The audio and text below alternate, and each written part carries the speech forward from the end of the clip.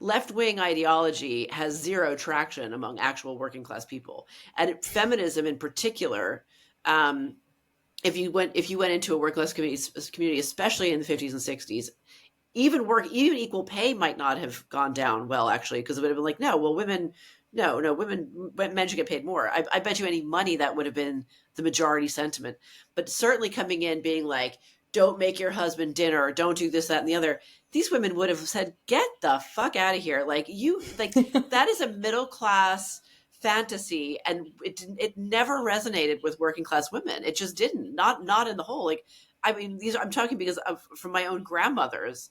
They were not going to buy that. Like, it just seemed like a silly college girl thing to say. The problem is the working class and the middle class got utterly disconnected. If they were ever connected, maybe they weren't. I don't know. They got completely disconnected, and they lived in totally separate, like literally separate realities, completely siloed away from each other. And the cultural dominance is all on the middle side of the middle class and the cultural producing class. And the working class input into the culture at the moment is relegated to like horrible stereotypes of white van men and this BS Netflix show, like, which everyone tells me is actually a really good show, the show Adolescence, where the kid who the kid stabber. I haven't seen it yet. Well, it's a Netflix show. It's a big hit, and apparently it's very good, very well acted. But it's about a young teenager or boy who stabs another child. Knife crime. It's about knife crime. But who is the child? He's a white kid, and his dad's a plumber or something. I'm like, that's never happens. That's literally not what happens. Like, okay, there isn't a problem with knife crime, but it's not the white van men that are stabbing people. All right, so. Like there's like this almost like a genocidal hatred towards working class people and working class culture among not just the elites, but like all throughout the middle class, certainly throughout the educated class. And that's the case in the US as well as in the UK and Ireland as well. It's really that and the anti-Semitism are what really make me feel unhappy. And I get tense when I think about it. I find it concerning. I find it almost sinister. Mm-hmm. This is something that I was thinking about when I was reading Paul Embury's book Despised, which is so good.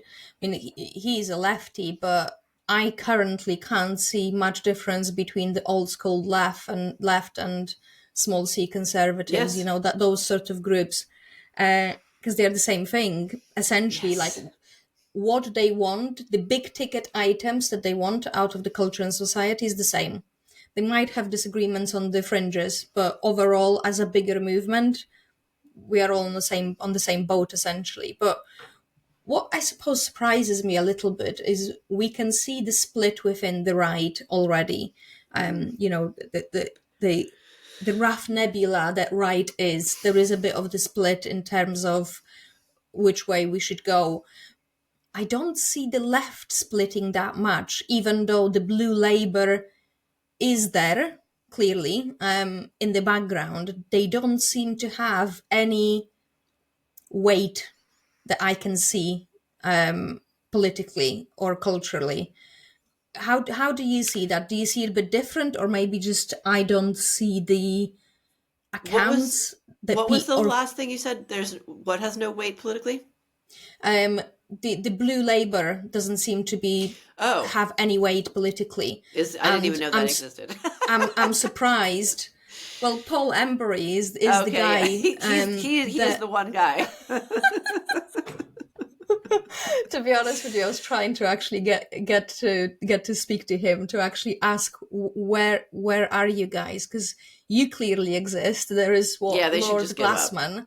They need to give up. That is fought to be blue Labour, but like, where else are you guys? Like, why am I not seeing you? And it does kind of make me wonder, well, is it that the algorithms are feeding me different information? Like, are these people just mysteriously hidden somewhere from me that I just don't see them? Or yes, is the blue Labour just such a small division of Labour or the left of the bigger picture that we just don't see them?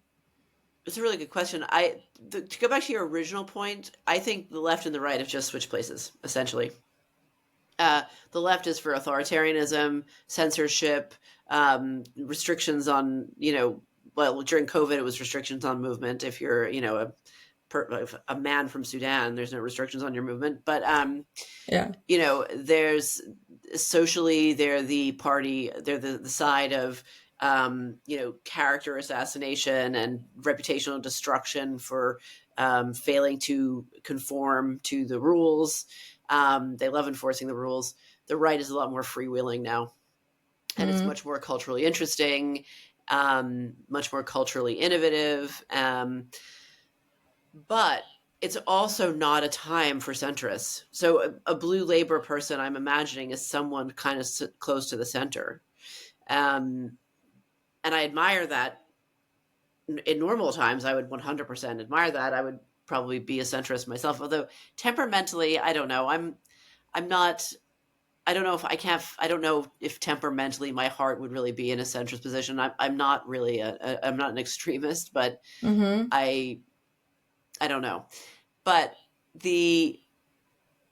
now, especially since the governments, the progressive left governments, and I mean the UK government, across Europe, the attempts in Germany to basically ban AfD, the coup in Romania where they basically made illegal the election result, the multiple referenda that European nations held over various EU matters that were just ignored and overturned, the taking over of Greece. I mean, just like all of these crazy things, that have happened.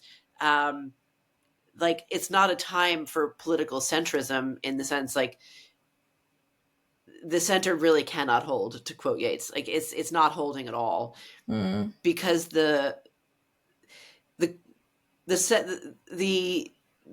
managerial class, which always was centrist, at least to my understanding, maybe I'm wrong about that.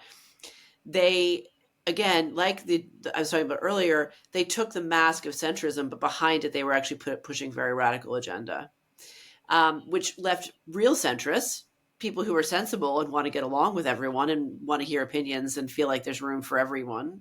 That left them really deep in the shit, because basically they had their platform stolen and from them, and they were made to look like fools. Because most people who pay attention, maybe not most, I don't know, I'm not scientific, as you may have guessed, they see what's happening, and they see it and perceive it and feel it as radical. And it's coming from the government. It's not coming from the white van man with the stabby kid. Like, that's not the problem in their lives. So a blue labor person, the Red Dog Democrats in the US has the similar thing, Democrats in southern states who voted conservative in line with Republicans because they were from conservative states. They're all having a hard time. I think that the momentum at the moment, just judging from the United States and sort of a lot of the online chatter, which I know doesn't translate all the time into real world, but it does have some significance. The momentum is very deep. Reform is needed to stave off revolution, and that is as centrist as you can possibly be. And the kind of reform that is needed is not centrist. It's extreme reform, which is a little bit of a contradiction. I've actually made that point when I was talking to Eric Kaufman, and I was trying to sort of understand what has gone on politically, because I could see the fact that, the left no longer cares about the working class, that they openly despise them. The conservatives in the UK are just wet lettuce liberals, for all I know, for all I can see. And when I was sort of trying to gauge his opinion, like, we've moved so much to the left culturally that now even moving back to the center would require a massive leap that is quite radical. I don't want to use the word revolutionary because of what it entails, but these are very, very radical moves that we would have to make. Yes. And I think nowhere is this more seen now than the immigration discussion and the idea about deportation people. Like, to me, the fact that you would, for example, deport people that break the laws openly is just, it's obvious. Why would you keep criminals in the country? Like, every single country has got its own problems, but we seem hell-bent on importing more of these problems. And this whole idea that somehow the idea of re-immigration people that break the laws, including immigration laws like being in the country illegally, yeah. To me, that's not radical at all. Right. That, to me, is a centrist position. Yeah.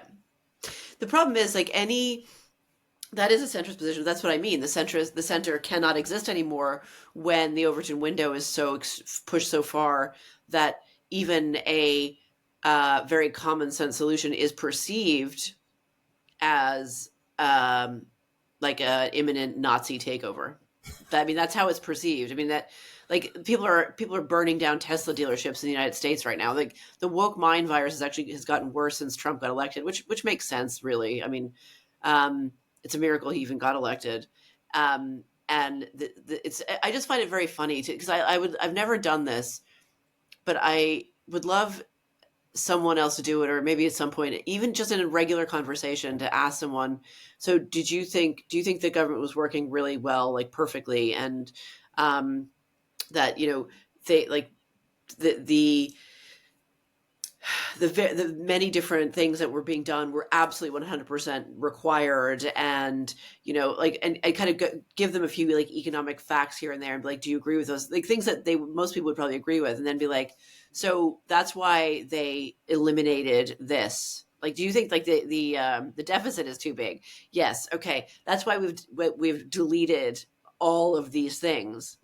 And instead of saying, oh, okay, I guess it's what needed to be done, they're, like, literally taking a blowtorch to their hair and being like, it's the death of democracy. Because, as Mike Benz always says, when they say democracy, they mean bureaucracy, they mean institution.